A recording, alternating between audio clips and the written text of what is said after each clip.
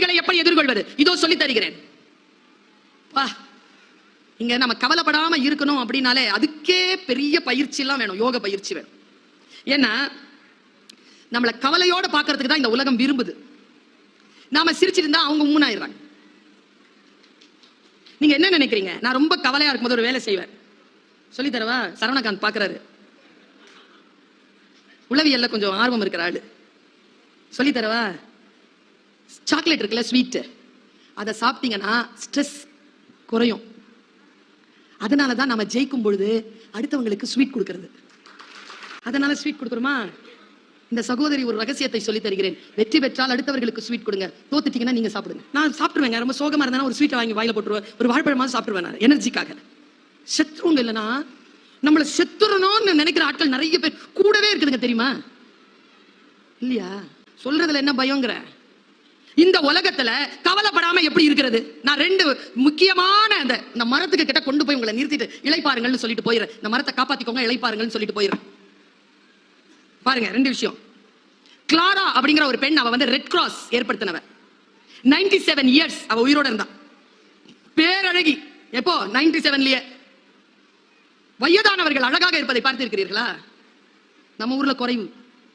ஏன்னா இந்த மாதிரி டிபார்ட்மெண்ட்ல வேலை செஞ்சுட்டு, இந்த மாதிரி வீட்டுல இருந்துகிட்டு, இந்த மாதிரி ஊர்ல சுத்திட்டு இருந்தோம்னா எப்படி 50 வயசுலயே 60 வயசு மாதிரி தெரியும், 60 வயசுல 72 வயசு மாதிரி தெரியும். எல்லாம் பிடிச்சி உருவி விட்டுருவாங்க. கிளாரா 97 வயதில் இளமையுடன் அழகாக இருந்தால் அவளிடத்தில் கேட்டார்கள், உங்கள் இளமையின் ரகசியம் என்ன? நான் படிக்கிறேன் இறையன்புவனுடைய புத்தகத்தில். அது ஒரு சொற்களஞ்சியங்க. அந்த மனிதர், அவருடைய இலக்கியத்தில் மேலாண்மைன்னு ஒரு புக் இருக்கு, மூளைக்குள் ஒரு சுற்றுலான்னு ஒரு புக் இருக்கு, போர் தொழில் பழகுன்னு ஒரு புக் இருக்கு, வைய தலைமை கொள்னு ஒரு புக் இருக்கு. முடிஞ்சா கடந்துருங்க, படிச்சு தகவல்கள் கொட்டி தீர்த்திருப்பான் மனுஷன். என் குரு அவர் சொல்றார், கிளாரா சொன்னாள், நான் கவலைகளை நினைவில் வைத்திருப்பதில்லை. யாராவது வந்து அதை நினைவுபடுத்தினா கூடவே இருக்குமே. இன்னைக்கு உங்க வீடு ஏலம் போன நாள்ல மறந்து இருக்கிறேன்ல, நல்லா தானே இருக்கிறேன். நான் நினைக்கிறேன் இந்த ஏப்ரல் மாசத்துல தான் நீங்க டிவோர்ஸ் வாங்குனீங்கன்னு. என்ன உனக்கு இப்போ உங்க தம்பி செத்த நாள் வருதுல்ல 2 வாரத்துலயோ, அது 2 வாரத்துக்கு அப்புறமா வருதியா? செத்து 13 வருஷம் ஆயிடுச்சு. ஏன் இப்போ? கவலைகளை அப்படியே நினைவில் வைத்துக் கொண்டு நம்மை நாசம் செய்யும் உலகம். கிளாராவிடம் கேட்டார்கள், நான் துயரங்களை துக்கங்களை மறந்து போகிறேன். கிளாராவிடம் கேட்டார்கள், அதை நினைவுபடுத்தினால் என்ன செய்வீர்கள்? கிளாரா சொன்னால், நான் அதை மறந்து போனதை நினைவுபடுத்திக் கொள்வேன். நமக்கு நாமளே சொல்லிக்கணும்ல மேடம். நான் இன்னைக்கு ஒரு மந்திரத்தை சொல்லிட்டு போறேன், நாடி மந்திரம் பிடிச்சு வச்சுக்கோங்க. நான் இப்படி யோசித்துக் கொண்டே இருக்கிறேன். நான் படித்து பெற்ற அறிவு, இந்த அறிவை பேசுவது அப்படிங்கிறது இருக்குல்ல, இது ஒரு வேள்வி. யார் ரொம்ப கொடுத்து வச்சவங்க தெரியுமா? பேசுறவங்களா கேட்கிறவங்களா? கேட்கிறவங்க தான். வங்காரி மாதா என்று ஒரு பெண், நோபல் பரிசு கிடைத்தது அவளுக்கு, காடு வளர்த்தாள் என்பதற்காக. அவளுடைய இன்டர்வியூவை நான் கேட்டேன். இப்ப அவங்க உயிரோட இல்ல. அவங்க பேசின அந்த பேச்சு கொஞ்ச நேரம் தான். அவங்க ஆப்பிரிக்கன் லேடி, அந்த மொழியில, அந்த பழங்குடி மொழியில பேசுறாங்க. கீழே இங்கிலீஷ்ல டிரான்ஸ்லேஷன். அவங்க குரூப்ல இருக்கிற எல்லாரும் கேட்கறாங்க, நீ போய் பிரைஸ் வாங்கினியே, நான் இதை அப்படியே சொல்லிடுறேன், சொல் அவளுடையது, பொருள் உங்களுடையது. அந்த சொல்லை நீங்கள் சரியாக புரிந்து கொண்டால் நீங்கள் பாக்கியசாலிகள். பொருள் மீது எந்த கண்ட்ரோலும் கிடையாது. நாம எப்படி வேணாலும் அதை புரிஞ்சுக்கலாம். பாருங்க, அவ சொன்ன வார்த்தை. அவ கிட்ட இருக்கிற ஒரு தோழி கேட்கிறா, நோபல் பரிசுல என்ன கொடுப்பாங்க? அந்த பழங்குடி பெண்ணுக்கு வங்காரி மாதாய் சொன்னாங்க, நிறைய காசு கொடுப்பாங்க. சிரிச்சுக்கிட்டே அந்த பழங்குடி பெண் சொல்றா, இந்த காசை வச்சுக்கிட்டு என்ன பண்றதா? இவ்வளவுதான் செய்தி. காசை வச்சுட்டு ஒன்னும் பண்ண முடியாது, மரம் வளர்த்தால் ஏதேனும் செய்யலாம் என்று அந்த பழங்குடி பெண் சொல்கிறார். இவ்வளவுதான் செய்தி. நீங்க எப்படி அதை புரிஞ்சுக்கிறீங்களோ புரிஞ்சுக்கோங்க.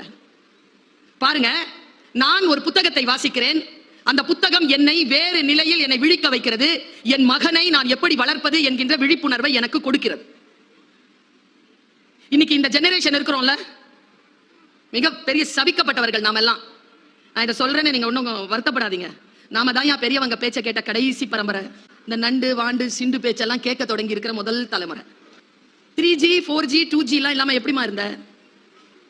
மாதாஜி பிதாஜி குருஜி எல்லாம் இருந்தாங்க. எப்படிமா கனெக்ட் ஆவீங்க? ஒரு அறை போதும், எல்லாம் கனெக்ட் ஆயிடும்.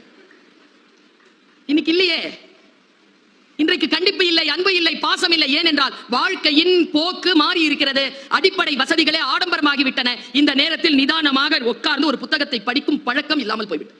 நான் இங்க உங்க இந்த கூட்டத்தையே பார்த்து கேட்கிறேன், எனக்கு பதில் சொல்லுங்க. எத்தனை பேர் தனக்கு புத்தகம் வாங்க வந்தீங்க? எல்லாம் தன் பிள்ளைக்கு வாங்க வந்திருப்பீங்க. இதை படிடா, அதை படி, அதை படி, இதை வாங்கு, இதை வாங்கு. நீங்க என்ன வாங்குனீங்க? ஒரு 10 வயசு வாண்டு ஒரு புத்தகத்தை வச்சு படிச்சிட்டு இருக்கு. எங்க வீட்டு ஃபர்ஸ்ட் ஃப்ளோர், நாங்க செகண்ட் ஃப்ளோர். ஃபர்ஸ்ட் ஃப்ளோர்ல காலை நீட்டிக்கிட்டு 10 கூட இருக்காது, அதுக்கு 4ஆம் கிளாஸ் படிக்குது, படிச்சிட்டு இருக்கு. புக்கு பேரை பாத்தீங்கன்னா ஆச்சரியப்பட்டு போவீங்க. பிள்ளைகளை வளர்ப்பது எப்படி நடந்தது. அவங்க அப்பா வாங்கி வச்சிருக்கிறார் அந்த புக்கை. இது வெளியில வந்து படிக்குது. நான் கேட்டேன், ஏ ஃபைசா, நான் படிக்கிறேன் தெரியல, பிள்ளைகளை வளர்ப்பது எப்படின்னு படிச்சு, நீ படிச்சு என்ன பண்ண போற? எங்க அம்மா அப்பா இதுபடி என்ன வளர்க்குறாங்களான்னு பாக்குறேன். புத்தகத்தை வாசிக்கிறது இருக்குல்ல, நான் ஒரு புத்தகத்தை வாசிச்சேன், பிள்ளைய எப்படி வளர்க்கறதுன்னு தெரிஞ்சு போச்சு. உங்களுக்கு சொல்றேன், கொஞ்சம் லெவல் இங்க இருக்கும், புரிஞ்சுக்கோங்க. இங்க எத்தனை பேர் இருக்கிறீங்க? நான் பட்ட கஷ்டத்தை என் புள்ள பட விட மாட்டேன். இருக்கீங்களா? அவரு மொபைல் பார்த்துக்கிட்டே கையை தூக்குறாரு. நானும் இருக்கிறேன். நான் பட்ட கஷ்டத்தை எங்க அம்மாட்ட ஒரே கேள்வி கேட்டேன். அம்மா, 25 வயசுல நான் என்ன ஆகணும் நான் முடிவு பண்ணிட்டேமா? என் பையன் இன்னும் முடிவு பண்ணாம இருக்கிறாமா? ஏமான்னு கேட்டேன். எங்க அம்மா 82 வயசு, போன வாரம் தந்த பதில், உன்னை நான் கஷ்டப்பட்டு வளர்த்த மாதிரி நீ உன் பிள்ளைய கஷ்டப்பட்டு வளர்க்கல. அது முத்தையும் வைரத்தையும் சாப்பிட்டு வளருது. நீ கஞ்சிக்கு வழி இல்லாம வளர்ந்த, அதனால்தான் நீ வேகமா வளர்ந்த, அவன் ஸ்லோவா வளர்றான். நம்ம பிள்ளை ஏன் நம்மள மாதிரி இல்ல? நான் ஒண்ணு சொல்றேன், இன்னைக்கு சொல்றேன், எழுதி வச்சுக்கோங்க. நீங்க எல்லாம் பிள்ளைய வளர்க்கறத நிறுத்துங்க முதல்ல. அதுங்க வளர்ந்துரும். நாமளே வளர்ந்துட்டோம், அதுங்க வளராதா? வளர்க்கிறோங்கிற பேர்ல நாம செய்யற அநியாயத்தை ஒரு ஆப்பிரிக்க எழுத்தாளன் தன் புத்தகத்தின் முன்னுரையில் எழுதினான். நான் படிச்சு விதிர்த்து போனேன். வாழ்ந்து கெட்ட குடும்பம், வாழ்ந்து கெட்ட குடும்பம்னு கேட்டிருக்கோமா? வாழ்ந்த குடும்பம் எப்படி கெட்டுச்சு? ஆதியில் இருந்த அந்த உழைப்பு, ஆதியில் இருந்த அந்த விருப்பம், ஆதியில் இருந்த அந்த ஆர்வம், ஆதியில் இருந்த அந்த அறிவு, ஆதியில் இருந்த அந்த விழிப்புணர்வு அடுத்தடுத்த காலகட்டங்களில் வசதியான சூழ்நிலைகள் வந்துவிட்டதனால் காணாமல் போய்விட்டால் மீண்டும் சிரமமான சூழ்நிலைக்கு ரவுண்ட் அபவுட் த கிளாக் வந்து சேரும். இது நாம் தலைமுறைக்கு சொல்ல வேண்டாமா? நாம் கற்றுக் கொடுக்க வேண்டாமா? நான் யோசித்து பார்க்கிறேன், நான் பட்ட கஷ்டம் என் பிள்ளை படக்கூடாது. புத்தகம் எனக்கு சொல்லித் தருகிறது. உன் சூழலை கொஞ்சம் குழந்தைகளிடத்தில் வலுப்படுத்து. ரொம்ப இலகுவாலாம் அவங்கள வச்சிருக்காத. ஒரு 1/2 கிலோ வெயிட்ட தூக்கிட்டு ஒரு 2 மாடி ஏற சொல்லுங்களேன் உங்க பிள்ளைய. ஏறிடுச்சுன்னு வச்சுக்கோங்க, நீங்கள் பாக்கியசாலிகள். ஏனென்றால் நீங்கள் முதிர முதிர உங்களை அந்த குழந்தை பார்த்துக் கொள்ளும். அது வெயிட்ட தூக்கிட கூடாது. நீங்க தூக்கிட்டு ஏறினீங்கன்னா நீங்கள் முதிர முதிர அந்த குழந்தையை நீங்கள் தான் பார்த்துக் கொள்ள வேண்டும். மிக மிக வலிமையான மனிதர்களை உருவாக்குவதற்கு சில சிரமமான சூழ்நிலைகளை கொடுத்து பழக வேண்டும் என்று சொல்கிறான் அந்த ஆப்பிரிக்க அறிஞன். புத்தகம் என்னை ஆதியினுடைய ரகசியத்திற்கு கொண்டு போய் நிறுத்துகிறது. நான் இப்படி சொல்கிறேன், நம்முடைய காலகட்டத்தில் நாம் எதிர்பார்த்திராத பல விஷயங்கள் நமக்கு இந்த காலகட்டத்தில் கிடைக்கின்றனவா? நான் இன்றைக்கு உங்களுக்கு 5 விதிகளை சொல்லித் தருகிறேன். சூட்சமமான விதி அது. நீங்க நினைக்கிறீங்களாப்பா இந்த பிரபஞ்சத்திற்கு ஒரு சக்தி இருக்குன்னு எத்தனை பேர் நம்புறீங்க? கடவுள் நம்பிக்கை இருக்கோ இல்லையோ எனக்கு தெரியல. அபிதா நினைச்சிருக்கலாம். குட்டி புக்கு தான், கவிதை தான் எழுதிட்டாங்க. ரொம்ப ஆழமா நினைச்சு. இன்னைக்கு நான் சொல்லட்டுமா, இந்த புத்தகத்தை விட சிறந்த புத்தகங்கள் இன்னும் வெளியிடப்படாமல், மேடை கிடைக்காமல் தவித்துக் கொண்டிருக்கின்றன வெளியில் வருவதற்கு. ஆனால் இந்த புத்தகம் இன்னைக்கு வெளியில வந்துருச்சு. என்ன காரணம் தெரியுமா? எழுதியவர்களின் என்ன பலம் இருக்கா நம்ம கிட்ட? இந்த முயற்சி இருக்கா? 6 நிமிஷம் பேசிட்டு 1 நிமிஷத்துல நான் பேசி முடிக்கிறேன்னு சொல்லிட்டு முடிக்கும் போதும் சொன்னாங்களே அவங்க. அதை தான் நான் பார்த்துட்டே இருந்தேன். எண்ணம் இருக்குல்ல, எண்ணம் இருக்குல்லைங்க. எடுத்த காரியத்தை முடிப்பேன். உன் 5 நிமிடம் என்பது என் வாழ்க்கையில் நான் அடுத்தடுத்த புத்தகங்கள் எழுதுவதற்கு எனக்கு வேண்டும் என்று அபிதா நினைத்தார், வந்தார், எடுத்தார். அடுத்த நிலையிலே அவர் இன்னும் சிறப்பான புத்தகங்களை எடுத்து முன்னால் வைப்பார்.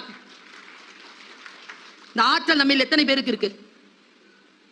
நான் இப்படி சொல்றேன், இந்த பிரபஞ்ச சக்தி இருக்கிறது ரொம்ப வீரியமானது, ரொம்ப வீரியமானது, சும்மா கிடையாது. புத்தகங்களை வாசிக்கின்ற பொழுது யார் எழுத்தாளர்ங்கிறீங்க நீங்க? எழுத்தாளர்களை இயற்கை தேர்ந்தெடுக்கிறது. இந்த கூட்டத்திற்கு வந்துடவே முடியாதபடிக்கு எனக்கு பணி நெருக்கடி சூழல், வந்துடவே முடியாதபடிக்கு என்னுடைய ஷெட்யூல் கேட்டீங்கன்னா நீங்க என்னப்பா இப்படி அலையிறியப்பான்னு சொல்லுவீங்க. நேற்று சென்னை, அதற்கு முன்னால் கடலூர், அதற்கு முன்னால் மதுரை, அதற்கு முன்னால் திருவனந்தபுரம், அதற்கு முன்னால் பர்மா, எல்லாம் ஒரு வாரத்துல. இந்த வயதில் உங்கள் வீட்டு பெண்களை இந்த அளவிற்கு பயணம் செய்து இங்கே வந்து நின்று இப்படி ஓங்காரமா பேச சொல்லுங்க பாப்போம். நான் பேசுவது என் சக்தி நிலை இல்லை. நான் சொல்லட்டுமா யார் சக்தி நிலைன்னு? நீங்க நம்பினா நம்புங்க. என்னால் நின்று பேசிவிடவே முடியாது.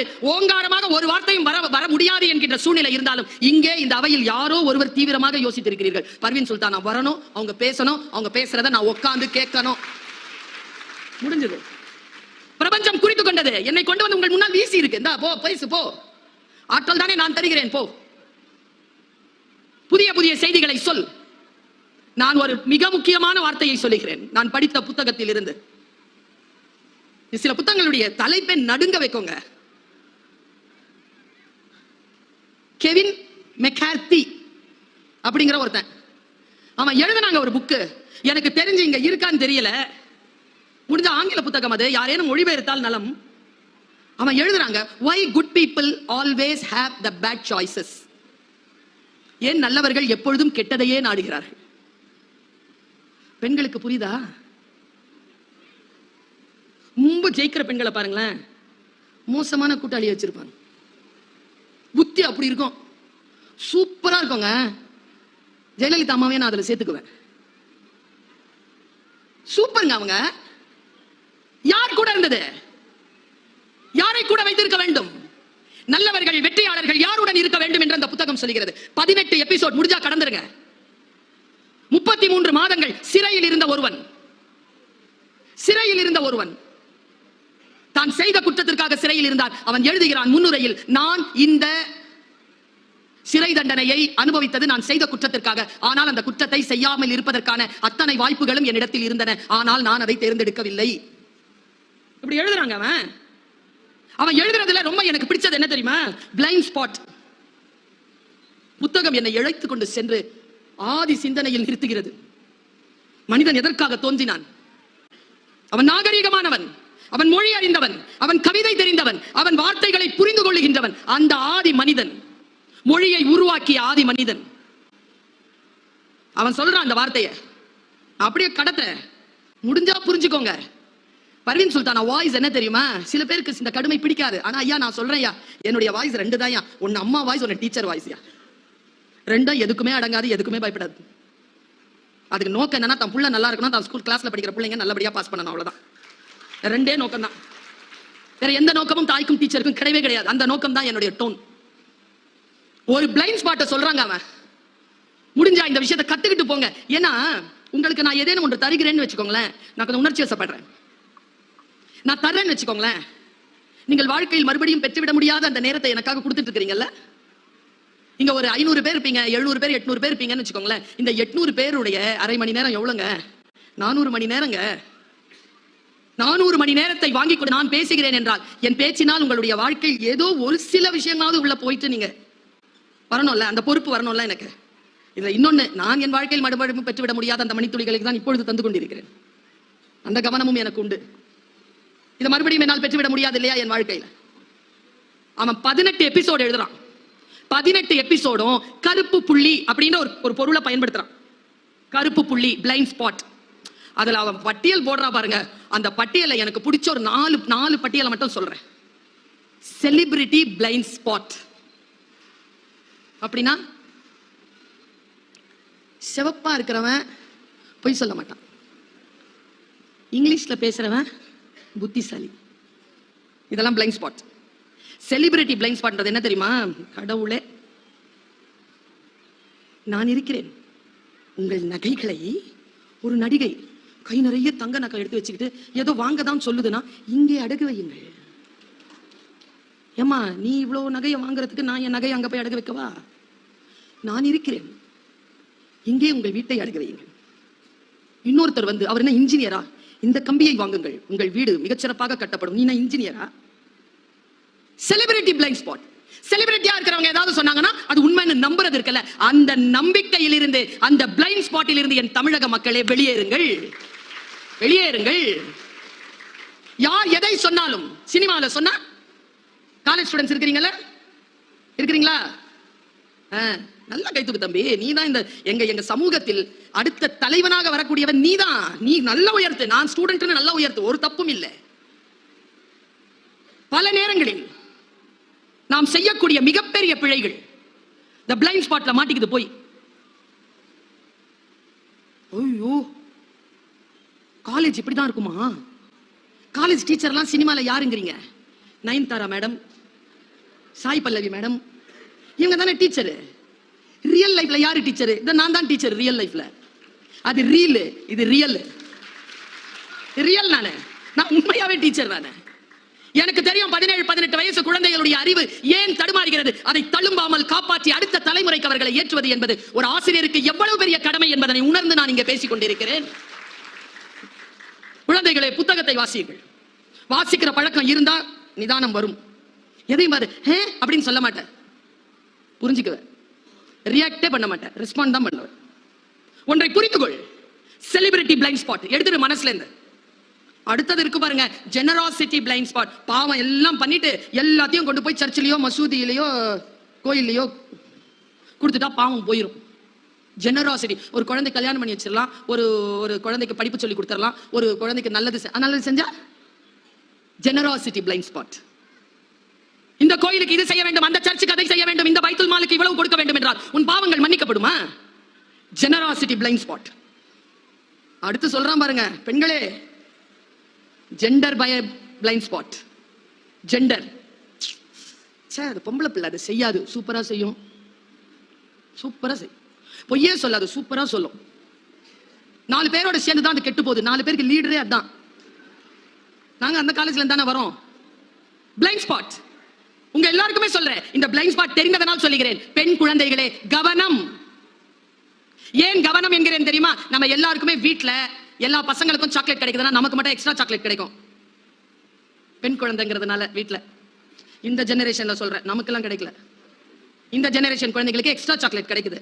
இந்த பழக்கத்தில் என்ன பண்ணுதுங்க, வெளியில போய் அதே எக்ஸ்ட்ரா சாக்லேட்டை எக்ஸ்பெக்ட் பண்ணுதுங்க.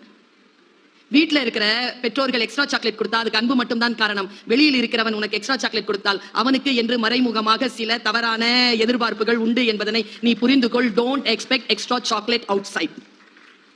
Blind spot. Gender blind spot. Biased blind spot. அவன் அடுக்குகிறான், நான் யோசிக்கிறேன், புத்தகங்கள் என்னை சீர்படுத்துகின்றன, என்னை வழிபடுத்துகின்றன. நான் சில விஷயங்களை சொல்லுகின்ற பொழுது நான் 5 விதிகளை உங்களுக்கு சொல்லுகிறேன் என்றேன். இன்றைக்கு நீங்கள் உங்கள் வீடுகளுக்கு செல்லும் பொழுது இந்த சகோதரி தந்த இந்த 5 விதிகளை மனதில் எடுத்துக்கொண்டு செல்லுங்கள். நான் வாசித்த புத்தகங்களிலேயே நான் நிரம்ப என்னை வழிபடுத்துகின்ற எதுவோ அதை நான் நெஞ்சிலே சுமந்து வந்து மக்களுக்கு தருகிறேன். யாரோ பேசியதை அப்படியே அடுத்தவர்களுக்கு பேசி கடப்பதல்ல என்னுடைய ஸ்டைல். நான் வாசித்து நான் உணர்ந்து இது உண்மை என்று தெரிந்ததற்கு பிறகு நான் எனக்கு அதை பரிசோதித்து விட்டு பிறகுதான் சொல்கிறேன். நான் இங்க நின்றுட்டு இருக்கிறது ஒரு சப்ஜெக்ட், என் லைஃப் ஒரு சிலபஸ். நான் பிடி டீச்சரா பென்சில்ல தான் ஆரம்பிச்சேன் என் லைஃப. இன்னைக்கு உலக தமிழ் சங்கத்தின் துணைத் தலைவராகவும் இயக்குனராகவும் கிரீன் பென்ல கையெழுத்து போற இடத்துக்கு வந்திருக்கேன். நான் சில விஷயங்களை சொல்லலாம். நான் உழைக்கிறேன்.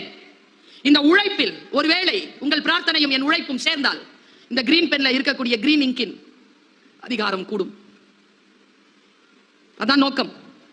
ஏன் தெரியுமா? தமிழர்களிடத்தில் தமிழ் வாழ வேண்டும் என்றால், இன்றைக்கு சொல்லுகிறேன், வீட்டிற்கு எழுத்து செல்லுங்கள். தமிழ் வாழ வேண்டும் என்றால் தமிழ் பொருளாதாரத்தில் உயர்ந்தவர்களிடமும் அதிகாரத்தில் உயர்ந்தவர்களிடமும் போய் சேர வேண்டும். அவர்களிடத்தில் தமிழ் இருந்தால்தான் தமிழ் அடுத்த தலைமுறைக்கு மிகச்சிறப்பாக கடத்தப்படும் என்பதில் உறுதியுடன் இருக்கிறேன் நான். அதிகார படைத்தவர்களும் செல்வந்தர்களும் தமிழை கையில் எடுக்க வேண்டும். பாருங்க, 5 விதிகளை சொல்கிறேன். இந்த பிரபஞ்சத்தில் நாம் எதை செய்தாலும் அது நமக்கே திரும்பி வந்து சேரும். நாமே பொறுப்பு. நீங்க எதை செய்றீங்களோ அது உங்களுக்கு வரும். நாம் செய்யும் தவறுகளை பெரியவர்கள் மன்னிக்கலாம், தவறுகள் நம்மை மன்னிப்பதில்லை. அதை புரிஞ்சுக்கணும். பிரபஞ்சத்தில் நாம் எதை செய்தாலும் அது நமக்கு திரும்பி வரும். ஆதி செய்தி. 2வது, வாழ்வில் எதுவும் அதுவாக நடப்பதே இல்லை, நாம் தான் நடத்தி காட்ட வேண்டும். எல்லாம் மேல இருக்கிறவங்க பார்த்துப்பான், நாம் தான் நடத்தி காட்ட வேண்டும். 3, சிலவற்றை ஏற்றுக்கொண்டால் மட்டுமே மாற்றம் நிகழும். 3வது விதி, நாம் மாறும்போது நம்மை பின்பற்றி நம் வாழ்வும் மாறும். நம்புகிறீர்களா? ஒரே மாதிரியா நீங்க இருந்தீங்கன்னா உங்க வாழ்க்கை மாறாது. கொஞ்சம் உங்களுடைய வாழ்க்கையை நீங்க கொஞ்சம் மாத்திக்கணும். அப்படி மாத்திக்கணும்னா கொஞ்சம் அறிவு மேம்படணும். அறிவு தானா மேம்படாது. அறிவுக்கும் கல்விக்கும் இருக்கிற வித்தியாசத்தை சொல்லவா? இன்னைக்கு காலையில கூட மாபெரும் தமிழ் கனவுல ஒரு பொண்ணு கேட்டா ஏன் படிக்கணும்னு. திக்குன்னு ஆயிடுச்சு எனக்கு. இதை ஏன் அந்த பாப்பா கேட்குது தெரியுமா? அவர் அப்பாவுக்கும் அவங்களுடைய தாத்தனுக்கும் கல்வி மறுக்கப்பட்டது. அதனால தான் அவ கேட்கிறா. பரம்பரை பரம்பரையாக கல்வியை பெற்றுக்கொண்டு வருகின்ற எந்த ஒரு தலைமுறையை சார்ந்த குழந்தையும் நான் ஏன் படிக்க வேண்டும் என்று கேட்கவே கேட்காது. ஏனென்றால் அதற்கு படிப்பதனால் வருகின்ற அதிகாரத்தின் பலன் தெரியும். நாம் அந்த அதிகாரத்தின் பலன் தெரிந்து கொண்டால் நம் பேரன் அதை கேட்க மாட்டான், ஏன் படிக்க வேண்டும் என்று கேட்க மாட்டான். படித்தால் தான் இந்த பூமியில் தலைநிமிர்ந்து வாழ வேண்டும் என்கின்ற ரகசியத்தை அவன் நம் மூலமாக தெரிந்து கொள்வான். எல்லாவற்றையும் நான் தான் நிகழ்த்த வேண்டும். தானாக எதுவுமே நிகழாது. அடுத்து சொல்லுகிறேன். நேற்று இன்று நாளை மூன்றும் ஒன்றுக்கொன்று தொடர்புடையது. ஒன்றை வெட்டி விட்டு இன்னொன்று உங்கள் கையில் கிடையாது. இந்த 5 விதிகளை நீங்கள் மனதில் எடுத்துச் செல்லுங்கள். வாழ்க்கை நமக்கு சில வாய்ப்புகளை தருகின்ற பொழுது அந்த வாய்ப்பு கொஞ்சம் காம்ப்ளிகேட்டடான விஷயம் தான் நான் பேசிட்டு இருக்கிறேன். ஆனால் விருதுநகர் வாழ் மக்கள் கேட்டு கேட்டு செவி தழும்பேறியவர்களாக இருக்கிறீர்கள். வெறும் ஜோக்குக்கு மட்டும் கைத்தற்ற ஆள் இல்லை நீங்க. நல்ல விஷயங்கள் இருந்தால் அதை அமைதியாக கேட்டு அதை ஆராயக்கூடிய மனமும் படைத்தவர்கள் என்பதனை இந்த சபை நிரூபணம் செய்து கொண்டிருக்கிறது. நான் சொல்லுவதை மிக அழுத்தமாக உள்வாங்கிக் கொள்ளுங்கள். நான் புத்தகத்தில் வாசித்ததை சொல்லுகிறேன். எனக்கு நானே சொல்லிக் கொண்டதுதான். உங்களுக்கு புரிகிறதா என்று பாருங்கள். கவலையை வெற்றி கொள்ள தெரியாதவர்கள் இளமையிலேயே இறந்து விடுகிறார்கள். 45, 42, 50 திடீர்னு இறந்துறாங்க. ரொம்ப யோசிச்சு பார்த்தா கவலைகளை வெற்றி கொள்ள தெரியாதவர்கள். இதை சொல்லுகிறார் உளவியல் நிபுணர் டாக்டர் அலெக்ஸ் கேரல். கவலைகளை எப்படி எதிர்கொள்வது இதோ சொல்லி தருகிறேன். இங்க நம்ம கவலைப்படாம இருக்கணும் அப்படின்னாலே அதுக்கே பெரிய பயிற்சி எல்லாம் வேணும். யோக பயிற்சி வேணும். ஏன்னா நம்மளை கவலையோட பார்க்கறதுக்கு தான் இந்த உலகம் விரும்புது. நாம சிரிச்சிட்டு இருந்தா அவங்க உம்முனாயிடுறாங்க. நீங்க என்ன நினைக்கிறீங்க? நான் ரொம்ப கவலையா இருக்கும்போது ஒரு வேலை செய்வேன். சொல்லி தரவா? சரவணகாந்த் பாக்குறாரு. உளவியல்ல கொஞ்சம் ஆர்வம் இருக்கிற ஆளு. சொல்லி தரவா? சாக்லேட் இருக்குல்ல, ஸ்வீட், அதை சாப்பிட்டீங்கன்னா ஸ்ட்ரெஸ் குறையும். அதனாலதான் நம்ம ஜெயிக்கும் பொழுது அடுத்தவங்களுக்கு ஸ்வீட் கொடுக்கிறது. அதனால ஸ்வீட் கொடுக்குறோமா? இந்த சகோதரி ஒரு ரகசியத்தை சொல்லி தருகிறேன். வெற்றி பெற்றால் அடுத்தவர்களுக்கு ஸ்வீட் கொடுங்க, தோத்துட்டீங்கன்னா நீங்க சாப்பிடுங்க. நான் சாப்பிடுவேங்க. ரொம்ப சோகமா இருந்தா ஒரு ஸ்வீட்டை வாங்கி வாயில போட்டுருவேன். ஒரு வாழைப்பழமா சாப்பிடுவேன் நான் எனர்ஜிக்காக. செத்துருங்க இல்லைன்னா நம்மளை செத்துறணும்னு நினைக்கிற ஆட்கள் நிறைய பேர் கூடவே இருக்குதுங்க தெரியுமா? இல்லையா? சொல்றதுல என்ன பயங்கர? இந்த உலகத்துல கவலைப்படாம எப்படி இருக்கிறது? நான் 2 முக்கியமான இந்த மரத்துக்கு கிட்ட கொண்டு போய் உங்களை நிறுத்திட்டு இளைப்பாருங்கள்னு சொல்லிட்டு போயிடுறேன். இந்த மரத்தை காப்பாத்திக்கோங்க, இளைப்பாருங்கள்னு சொல்லிட்டு போயிடுறேன். பாருங்க 2 விஷயம். கிளாரா அப்படிங்கிற ஒரு பெண், அவ ரெட் கிராஸ் ஏற்படுத்தினவ. 97 இயர்ஸ் அவ உயிரோட இருந்தா. பேரழகி. எப்போ? 97லயே. வயதானவர்கள் அழகாக இருப்பதை பார்த்திருக்கிறீர்களா? நம்ம ஊர்ல குறைவு. ஏன்னா இந்த மாதிரி டிபார்ட்மெண்ட்ல வேலை செஞ்சுட்டு இந்த மாதிரி வீட்டுல இருந்துகிட்டு இந்த மாதிரி ஊர்ல சுத்திட்டு இருந்தோம்னா எப்படி 50 வயசுல 60 வயசு மாதிரி தெரியும், 60 வயசுல 72 வயசு மாதிரி தெரியும். எல்லாம் பிடிச்சி உருவி விட்டுருவாங்க. கிளாரா 97 வயதில் இளமையுடன் அழகாக இருந்தால் அவளிடத்தில் கேட்டார்கள், உங்கள் இளமையின் ரகசியம் என்ன? நான் படிக்கிறேன் இறை அன்புவனுடைய புத்தகத்தில். அது ஒரு சொற்களஞ்சியங்க. அந்த மனிதர், அவருடைய இலக்கியத்தில் மேலாண்மைன்னு ஒரு புக் இருக்கு, மூளைக்குள் ஒரு சுற்றுலான்னு ஒரு புக் இருக்கு, போர் தொழில் பழகுன்னு ஒரு புக் இருக்கு, வைய தலைமை கொள்னு ஒரு புக் இருக்கு. முடிஞ்சா கடந்துருங்க, படிச்சு தகவல்கள் கொட்டி தீர்த்திருப்பான் மனுஷன். என் குரு அவர் சொல்றார், கிளாரா சொன்னாள், நான் கவலைகளை நினைவில் வைத்திருப்பதில்லை. யாராவது வந்து அதை நினைவுபடுத்தினா கூடவே இருக்குமே. இன்னைக்கு உங்க வீடு ஏலம் போன நாள்ல மறந்து இருக்கிறேன்ல, நல்லா தானே இருக்கிறேன். நான் நினைக்கிறேன் இந்த ஏப்ரல் மாசத்துல தான் நீங்க டிவோர்ஸ் வாங்குனீங்கன்னு. என்ன உனக்கு இப்போ உங்க தம்பி செத்த நாள் வருதுல்ல 2 வாரத்துலயோ, அது 2 வாரத்துக்கு அப்புறமா வருதியா? செத்து 13 வருஷம் ஆயிடுச்சு. ஏன் இப்போ? கவலைகளை அப்படியே நினைவில் வைத்துக் கொண்டு நம்மை நாசம் செய்யும் உலகம். கிளாராவிடம் கேட்டார்கள், நான் துயரங்களை துக்கங்களை மறந்து போகிறேன். கிளாராவிடம் கேட்டார்கள், அதை நினைவுபடுத்தினால் என்ன செய்வீர்கள்? கிளாரா சொன்னால், நான் அதை மறந்து போனதை நினைவுபடுத்திக் கொள்வேன். நமக்கு நாமளே சொல்லிக்கணும்ல மேடம். நான் இன்னைக்கு ஒரு மந்திரத்தை சொல்லிட்டு போறேன். நாடி மந்திரம் பிடிச்சு வச்சுக்கோங்க. 45 வயது கடந்து விட்டது எனக்கு. 40 ஆண்டு காலமாக இந்த உலகத்தை புரிந்து புரிந்து புரிந்து புரிந்து வந்து ஒரு இடத்தில் நிற்கிறேன். என் அனுபவங்களே ஒரு புத்தகம் தான், அதுவே ஒரு ஆதிமரம் தான்.